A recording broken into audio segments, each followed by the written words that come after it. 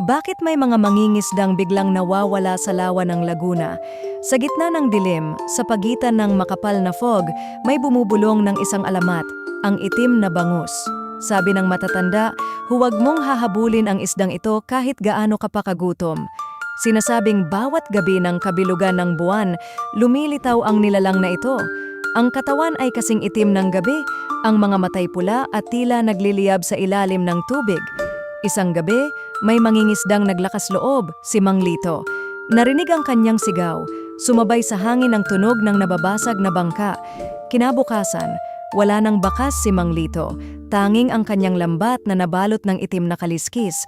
Simula noon, tuwing sumasapit ang dilim, walang naglalakas loob maglayag sa lawa. Sabi nila, ang sino mang makakita sa itim na bangus ay hinihila pababa, tinatali sa putik ng lawa at hindi na muling makikita. Ano ang tunay na hiwaga ng itim na bangus? Tatangkaan mo bang hulihin? O magpapadala ka sa takot? I-like, i-share at i-follow para sa susunod na kwento ng lagim.